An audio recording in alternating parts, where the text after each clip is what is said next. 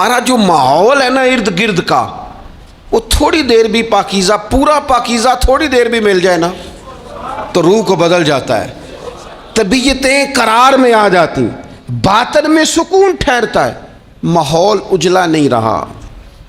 میں کئی دفعہ کہتا ہوں کہ شاید ہمارے دور میں بھی موبائل اتنا عام ہوتا تو جو کچھ لوگ اس دور میں چند لفظ پڑھ گئے تھے وہ بھی شاید محروم رہ جاتے۔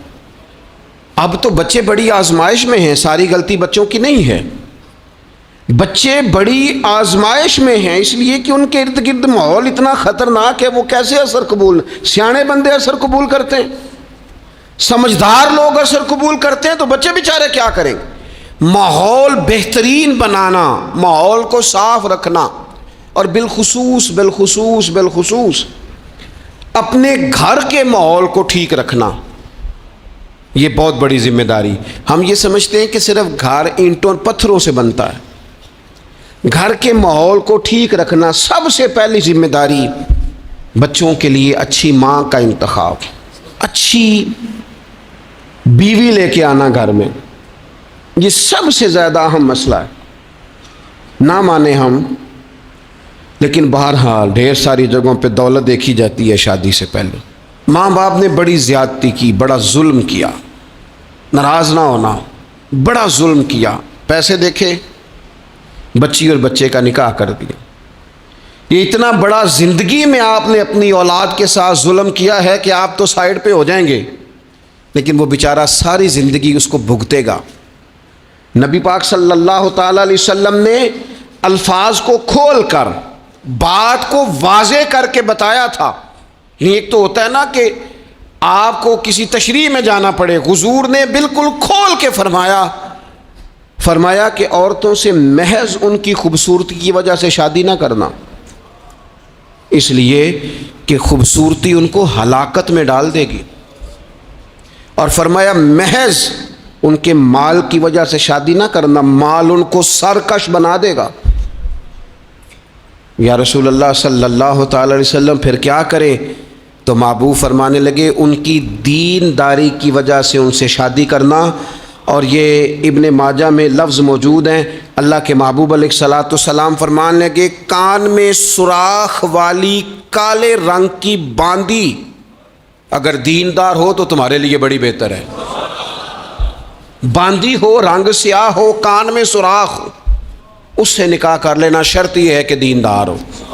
بہت اثرات ہیں ماں کے، لہذا اس انتخاب کے اندر باریکی کا مزاج پیدا کریں اگر اپنے گھر کا ماحول ٹھیک رکھنا چاہتے ہیں، اور اگر ماحول ٹھیک نہیں ہے تو پھر آپ کروڑوں روپیہ لے آئیں، جس کے بچے ہی ناکام ہو گئے اس کے پیسے کیا کریں گے؟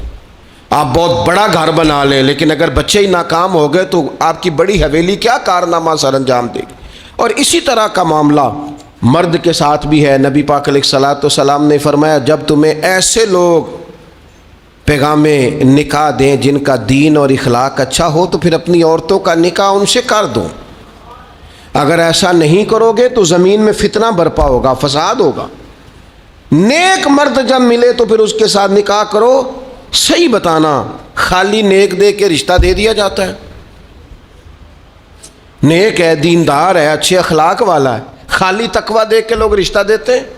بڑا کچھ دیکھا جاتا ہے، بڑا پس منظر دیا تو تنخواہ تھوڑی ہو تو کہتے ہیں کماتا ہی کچھ نہیں۔ اگر تو بہو آئے تو پھر تو اس کے نصیب کا رزق ہے، اگر بیٹی نے جانا ہو تو پھر اس کے نصیب کا رزق نہیں ہوتا۔ تو جن رشتوں کی بنیاد لالچ پر رکھی جاتی ہے وہاں گھر کا ماحول درست رکھنا ممکن نہیں رہتا۔ گھر کا ماحول اس وقت درست رہتا ہے جب تقویٰ کو، طہارت کو، پرہیزگاری کو، عمدہ اخلاق کو، عمدہ اطوار کو، اچھے نظریات، ستھرے مزاج، گھرداری کے ماحول کو جب پیش نظر رکھا جاتا ہے پھر حالات کچھ اور طرح کے ہوتے ہیں۔ لیکن ہمارے ہاں چونکہ یہ چیزیں دیکھی نہیں جاتی، اس پر غور نہیں کیا جاتا، اور میں نے پہلے بھی کہا ہے، پھر کہتا ہوں یہ بات ضروری ہے، اس پر آپ نے غور کرنا ہے۔ لوگ دیندار ہوں، دیندار نظر نہ آتے ہوں، تھوڑی سی اس پر غور کر لیں، دینداری کا لیبل نہ ہو، اندر دینداری موجود ہو، صرف بار بورڈ نہ ویزا ہو، اس کے اندر باقاعدہ تقویٰ ہو، پرہیزگاری ہو، اللہ کا خوف ہو، اور سب سے ضروری چیز اچھے اخلاق ہو۔ نبی اکرم علیہ السلام کی خدمت میں عرض کیا گیا تھا یا رسول اللہ ایک بی بی بڑا صدقہ کرتی ہے پر اپنی زبان سے تکلیف دیتی ہے پڑوسیوں کو، صدقات بڑے کرتی ہے، سخی بڑی ہے، تو حضور نے فرمایا دوزخی ہے۔ یا رسول اللہ ایک بوڑھی اماں پنیر کے خشک ٹکڑے صدقہ کرتی ہے، غریبنی ہے، پر یا رسول اللہ اخلاق کی بڑی اعلیٰ ہے، اللہ کے محبوب نے فرمایا اسے بتا دو رب اسے جنت عطا فرمائے گا۔ وہ جنتی بی بی ہے اس لیے کہ اخلاق عمدہ ہے، اس کا لہجہ عاجزی والا ہے، اس کے لفظوں میں خوبصورتی ہے، وہ اپنی زبان کے تیر برسا کے دلوں کو گھائل نہیں کرتی۔ تو اخلاقی رویوں کی عمدگی یہ انسان کے لیے جنت کا رستہ آسان کرتی۔ پھر گھر کے اندر کچھ دینی ماحول بنایا جائے، اور دینی ماحول سے ہمارے ہاں لوگ یہ مراد لیتے ہیں کہ میں جناب اچھی باتیں کروں، عمدہ تقریر کروں گھر کے اندر، میں اپنے بچوں کو واقعات سناؤں صحابہ اور اہل بیت کے، بڑی اچھی بات ہے، اس سے بھی انقلاب آئے گا۔ لیکن ہمیں پتہ ہے نبی پاک علیہ السلام نے کیا فرمایا؟ حضور نے فرمایا کچھ نفل نماز گھر میں بھی پڑھا کرو۔ تم اپنی عبادات کا ماحول گھر کے اندر بناؤ، تمہاری طبیعت گھر میں لگے، تمہارا گھر سجدے سے آباد ہو۔ نبی اکرم صلی اللہ تعالیٰ علیہ وآلہ وسلم نے فرمایا اپنے گھر کے اندر کچھ وقت گزارو عبادت میں، خود بخود تمہارے بچوں کو ہم نے دیکھا ہے گھر کے اندر نماز کی نیت باندھے تو جس چھوٹے بچے کو بالکل پتہ نہیں نہ ہوتا نماز کیا ہے، وہ بھی ساتھ آ کے کھڑا ہو جاتا ہے، سجدہ نہ کرنا آئے تو مصلی پہ لیٹ جاتا ہے۔ گھر کے اندر دین کی آپ تقریر نہ شروع کریں، آپ عمل کریں۔ آپ کا لہجہ میٹھا ہے تو مٹھاس آگے تقسیم ہوگی، آپ کے بچے جو انداز آپ کے والدین کے ساتھ آپ کا دیکھیں گے وہ رویہ آپ کے ساتھ اختیار کر لیں گے۔ اگر سچائی کا پہلو گھر کے اندر آئے گا تو بچے سمجھیں گے ہمیں سچ بولنا ہے۔ اگر وہ کبھی اپنے باپ کو حضور کی یاد میں روتا دیکھیں گے تو وہ بھی کہیں گے مدینے جانا ہے۔ اگر وہ کبھی نبی پاک علیہ الصلوۃ والسلام کی محبت کی گفتگو دیکھیں گے تو خود بخود وہ بات اتر جائے گی۔ گھر کے اندر اگر بڑا کچھ ہوتا ہے، آج جی میرا دل کر رہا ہے میں نے پکوڑے کھانے ہیں، آج جی میرا دل کر رہا ہے میری مرضی کی فلاں چیز پکائی جائے، آج میرا دل کر رہا ہے فلاں چیز گھر میں لائی جائے، تو کبھی کبھی یہ بھی دل کرنا چاہیے کہ آج میرا دل کر رہا ہے گھر میں سورہ یاسین پڑھی جائے، آج میرا دل کر رہا ہے گھر میں اللہ کا ذکر کیا جائے۔ نبی کریم صلی اللہ تعالیٰ علیہ وسلم نے فرمایا ایک وہ گھر ہے جس میں اللہ کا ذکر ہوتا ہے اور ایک وہ گھر ہے جس میں اللہ کا ذکر نہیں ہوتا۔ ان دونوں گھروں کی مثال زندے اور مردے کی ہے۔ جہاں رب کی یاد ہوتی ہے وہ گھر زندوں کا ہے، جہاں اللہ اللہ کی جاتی ہے وہ گھر زندوں کا ہے، جہاں رب کو پکارا جاتا ہے دعائیں مانگی جاتی ہیں وہ گھر زندوں کا ہے۔ اور جہاں سویرے سارے سوئے ہیں، رات کو اعلیٰ کھانا کھایا، انہوں نے ٹھنڈے کمرے میں آرام کیا، ان کے لیے ساری نعمتیں ہیں، لیکن یہ کس قدر تکلیف کی بات ہے کہ نماز فجر کے لیے کسی ایک کی بھی آنکھ نہیں کھلتی۔ یہ کیا گھر ہے؟ یہ تو مردوں کا گھر ہے، یہ کوئی زندوں کا گھر ہے؟ یہ تو حضور علیہ السلام نے فرمایا زندہ اور مردہ کی مثال ہے، جہاں اللہ کی یاد کی جاتی ہے اور جہاں نہیں کی جاتی۔ اپنے گھروں کو، اپنے گھروں کے ماحول کو اللہ کے ذکر کے ساتھ آباد کرنا۔ اور پھر ایک اور بات، جب ہم اچھے لوگوں کے پاس بیٹھتے ہیں تو اچھائی لے کے لوٹتے ہیں، اور یہ ہمارے ہاں نا ایک بہانہ آج کل بنا لیا گیا ہے کہ اچھے لوگ ملتے نہیں۔ بھئی ہم لوگ نا اچھے لوگ ڈھونڈتے ڈھونڈتے آہستہ آہستہ معاذ اللہ معصوم لوگ ڈھونڈنے شروع کر دیتے۔ ہم کہتے ہیں ہمیں ایسا بندہ ملے جس میں غلطی کوئی نہ ہو، جس میں بالکل غلطیاں ہو وہ شیطان ہوتا ہے، اور جس میں بالکل نیکیاں ہو وہ فرشتہ ہوتا ہے، جس میں کچھ نہ کچھ کوتاہیاں ہوں لیکن خیر کا غلبہ ہو وہی تو بندہ مومن ہوتا ہے۔ حضور علیہ السلام نے فرمایا ہے کہ آدم کے ہر بیٹے سے خطا ہو جاتی ہے، لیکن بہترین خطا کار وہ ہے جو جلدی توبہ کر لیتا ہے۔ ہم یہ چاہتے مجھے جی کوئی بندہ نہیں ملا ساری زندگی، نہیں آپ بندہ نہیں ڈھونڈ رہے تھے، آپ تو معاذ اللہ معصوم عن الخطا ڈھونڈ رہے تھے، وہ نبیوں اور فرشتوں کے علاوہ کوئی نہیں ہوتا۔ آپ کو دیکھنی چاہیے تھی جہاں سے کچھ خیر مل رہی تھی وہاں فوراً حاصل کر لیتے، جہاں سے کوئی اچھائی مل رہی تھی وہاں سے فوراً حاصل کر لیتے۔ ہمارے صوفیاء، ہمارے بزرگان دین، ان سے لوگوں نے خیر پایا ہے، ان کی زندگیوں کو ڈسکس نہیں کیا۔ ہمارا یہ ماحول بن گیا کہ ہم نے ایک دوسرے کو ڈسکس کیا ہے اور رج کے کیا ہے، لیکن کہیں سے خیر ملتی تھی تو وہ خیر حاصل ہے۔ ہمارے ذمے تو یہ تھا کہ نبی پاک علیہ السلام نے فرمایا حکمت مومن کی گمشدہ میراث ہے، جہاں سے تمہیں خیر میسر آتی ہے اپنے حصے کی سمیٹو، اس پر عمل کرو۔ ہم نے کیا کیا؟ ہم نے وہ بندے نے خیر دی تھی، پھر ہم نے ٹٹولنا شروع کیا، پھر ہم نے تھرمامیٹر لگا اور اپنا اپنا کرائیٹیریا، اپنا اپنا معیار بنا کے لوگوں کو تولا۔ نتیجہ کیا نکلا؟ ساری زندگی تولتے ناپتے گزر گئی۔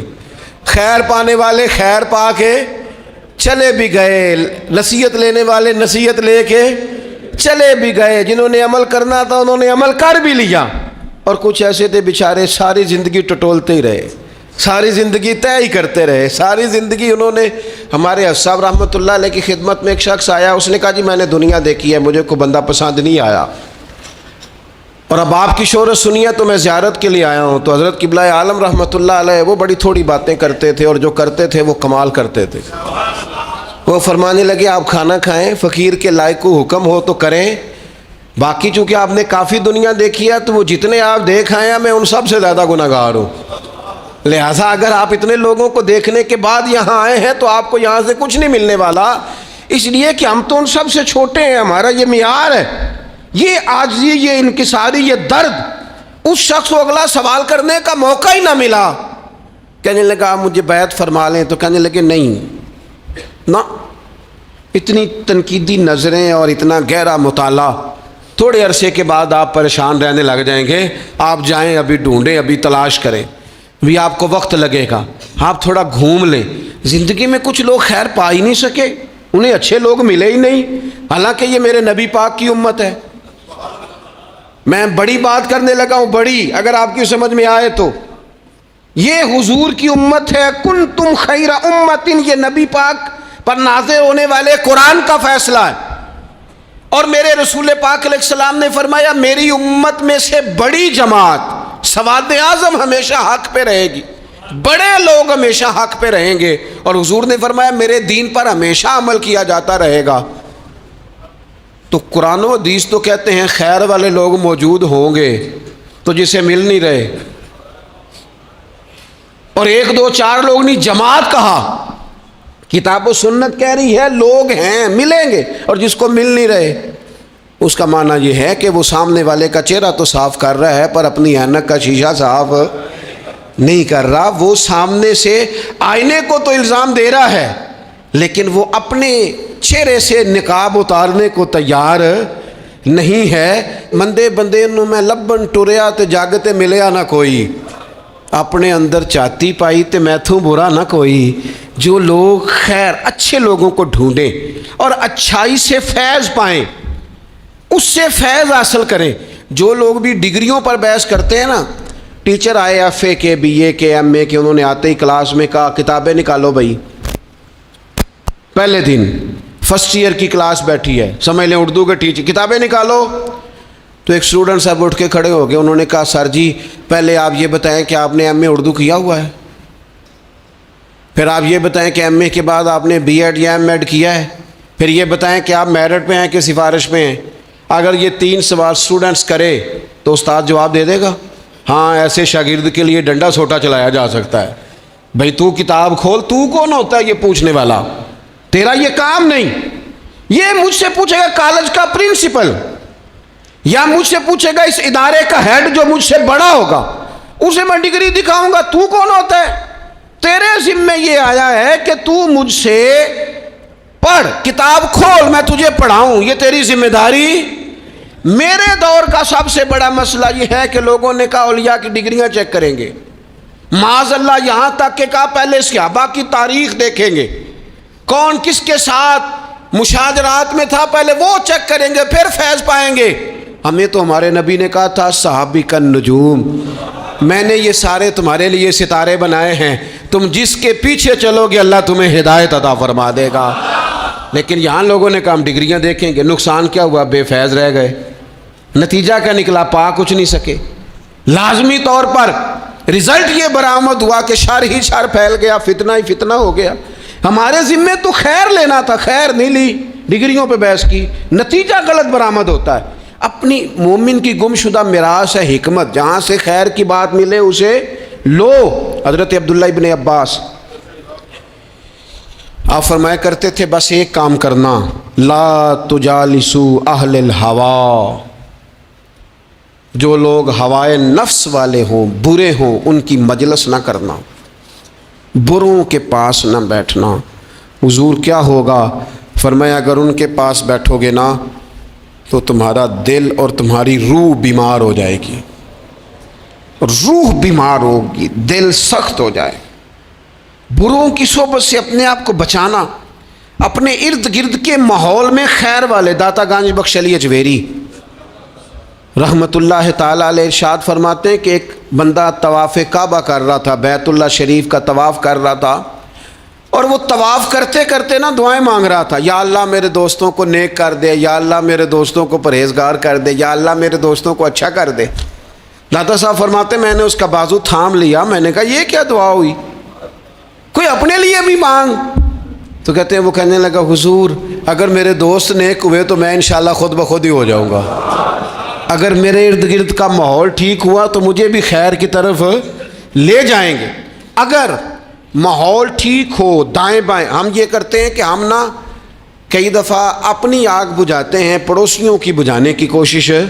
میرے ابا جی پتہ کیا کہا کرتے تھے، وہ کہنسن پتر جے گوانڈیاں دی اگ نہ بجھائیے تے اپنے گھر بھی آ جاندی۔ تو پڑوسی کی آگ کئی دفعہ اس لیے بھی بجھا دینی چاہیے کہ ایسا نہ ہو کہ اگر وہ جلتی رہی تو ہمارے گھر بھی۔ اپنے ماحول کو ٹھیک کرنا چاہیے، ارد گرد کے سارے ماحول، کیونکہ ماحول ٹھیک رہتا ہے تو اس میں رہنے والے بچے، اس کے اندر بسنے والے لوگ یہ بھی ٹھیک رہتے ہیں، اور اگر ماحول بگڑ جائے پھر سارا کچھ بگڑ جاتا ہے۔ اپنی مجالس کو عمدہ کریں۔ دوستوں کے ماحول میں نہ ایک دوست رواج ڈالے کہ یار ٹھیک ہے گپ شپ بڑی ہو گئی، میرے پاس حضور کا ایک فرمان ہے، یہ دیکھو میں موبائل میں لے کے آیا ہوں، اگر مجھے 2 منٹ دو تو میں اپنے کریم کی ایک حدیث نہ تمہیں سناؤں۔ تھوڑا سا تانا دیں گے، تھوڑا سا کہیں گے بہ جا تو ایڈا مولوی، پتہ ہے جتنا تو نیک ہے، تھوڑا سا کہیں گے، لیکن یہ 2-4 منٹ کے لیے ہوگا، اور حضور کی بندہ حدیث سنائے اور پھر سرکار کا فیض حاصل نہ ہو، پھر اللہ کی مدد نہ آئے۔ تھوڑا سا نہ ماحول بنایا جائے جہاں لوگ محنت کر کے جد و جہد کر کے یہ کام کرتے ہیں نا کہ چل یار تو مری تیرا خرچہ میں دوں گا، تو وہاں اگر تھوڑی سی کوشش یہ بھی کر لی جائے کہ یار میرے پاس سواری ہے، چل دونوں کٹھے مسجد چلتے ہیں۔ اپنے ماحول میں تقویٰ لایا جائے، صالحیت لائی جائے، ارد گرد کے ماحول کو اللہ رسول کی باتوں سے آراستہ کیا جائے، خیر بانٹنے کی کوشش کی جائے۔ میں دیکھتا ہوں تلخ تلخ طبیعتیں ہیں، پریشان پریشان لوگ ہیں، رج کے سوئے ہیں، رج کے کھایا ہے، اور اچھی جگہ پہ اللہ نے رہنے کا موقع دیا ہے، لیکن طبیعت کو قرار نہیں ہے۔ کیوں؟ اس لیے کہ جسم سیر ہو گیا، روح پیاسی ہے، باطن تڑپتا ہے، اس کے اندر بھوک ہے، درد ہے۔ جب ہم خیر والی مجالس برپا کریں گے، وہ صحابہ کی محفلیں جہاں علمی باتیں ہوتی تھی، جہاں خیر کی گفتگو ہوتی تھی، جہاں حضرت عمر فاروق کے گرد بہت سارے صحابہ بیٹھے، حضرت عبداللہ ابن عباس کو آپ اکثر قریب بٹھایا کرتے تھے، فرمانے لگے یار میرا دل کرتا ہے قرآن مجید کی ایک سورہ ہے اس کی تفسیر بیان کی جائے۔ میں بھی اپنے فہم کے مطابق کچھ کہتا ہوں، حضرت عمر جیسے لوگ، انداز کتنا عاجزی والا ہے، میں بھی اپنے علم کے مطابق بات کرتا ہوں، سارے رائے دو۔ بعض لوگوں کا خیال تھا حضرت عبداللہ ابن عباس کو زیادہ آگے کیوں بٹھاتے ہیں، اتنے کبار صحابہ کی موجودگی۔ حضرت عمر نے سورہ نصر تلاوت کی، اذا جاء نصر اللہ والفتح ورأیت الناس یدخلون فی دین اللہ افواجا۔ آپ نے بھی کچھ تفسیر بیان کی، کچھ باقی لوگوں نے بھی بیان کی۔ حضرت عبداللہ ابن عباس جوان تھے، 15-16 سال عمر تھی، فرمایا آپ بھی کوئی تفسیر بیان کریں کہ اللہ کی مدد آ گئی، پھر فتح حاصل ہو گئی، پھر آپ دیکھیں گے لوگ فوجوں کی فوجیں دین میں داخل ہو رہے ہیں، اس کی تفسیر آپ بھی بیان کریں۔ حضرت عبداللہ ابن عباس نے پہلے ٹھنڈی آہ بھری، پھر بات کہنے سے پہلے آنسو آئے، پھر فرمانے لگے امیر المومنین اس آیت میں نبی پاک کے وصال ظاہری کی خبر دی گئی ہے، یہ صورت بتاتی ہے کہ اب حضور کے وصال کا وقت آ گیا ہے، اس لیے کہ جب فتح ہو گئی ہے جب فوجوں کی فوجیں لوگ دین میں آ گئے ہیں تو اب رب نے کہا فسبح بحمد ربک واستغفر، اب آپ تسبیح پڑھیں، استغفار کریں، اللہ کی حمد کریں۔ یہ حضور کے وصال کی طرف اشارہ ہے۔ صحابہ بھی روئے، حضرت عمر بھی روئے، عبداللہ ابن عباس بھی روئے، بس وہ رونا ہی تھا کہ محفل کو نیا رنگ مل گیا، اس ماحول کا حسن نور علی نور ہو گیا۔ یہ کیفیات پیدا ہوں، یہ ماحول ہمارے ہاں بنے، اور یہ بن سکتا ہے۔ اپنے گھروں میں ان چیزوں کو ہم لے کے آئیں۔ کوئی آج یار میں نے یہ خیر کی بات سنی ہے یہ، اور اگر جواب میں کبھی پتر بھی کہہ دے ابا جی آپ نے سنی ہے تو میں نے بھی ایک سنی ہے، میں سناؤں۔ ہمارے ہاں گھروں میں آج بھی بحث ہی ہوتی ہے دین پر، بحث نہیں کرنے کا کہہ رہا، میں یہ کہہ رہا ہوں کہ ایک خیر کی بات ادھر سے آئے، پھر ایک خیر کی بات ادھر سے آئے، اور جہاں دین کی بات اس خوبصورتی سے ہوگی وہاں اللہ کی رحمتیں ہوں گی، وہاں دل نرم ہوگا، وہاں محبتوں کو فروغ ہوگا۔ علمی مجالس میں وقت دیا جائے، خیر کی جگہوں پہ ہم جا کے بیٹھیں، ہم اچھائی حاصل کرنے کی کوشش کریں، ہم حکمت سمیٹنے کی کوشش کریں۔ پرانے لوگ جو تھے وہ بچوں کو کہتے تھے بیٹا دادا کے پاس بیٹھا کرو، نانا کے پاس بیٹھا کرو، تمہیں وہاں سے اچھی بات ملے گی۔ وہ حضرت لقمان حکیم نے اپنے بیٹے سے کہا تھا بیٹا بزرگوں سے تم باتیں سیکھا کرو، اس لیے کہ وہ نا تجربات کی قیمت ادا کر چکے ہیں، انہوں نے قیمت دے کے تجربہ کیا ہے، پھر اس نتیجے پہ پہنچے ہیں۔ فرمایا کرتے تھے ان سے خیر سیکھ لو، تمہیں تجربے کی قیمت دیے بغیر تجربہ نصیب ہو جائے گا، تمہیں تجربے کی قیمت نہیں دینی پڑے گی، خود بخود تمہیں تجربہ نصیب ہو جائے گا۔ اللہ تبارک و تعالیٰ کی بارگاہ ہے عالی مرتبت میں دعا ہے اللہ کریم ہمیں سمجھنے کی توفیق عطا فرمائے، اور اللہ تعالیٰ ہمارے ماحول میں صالحیت پیدا فرمائے۔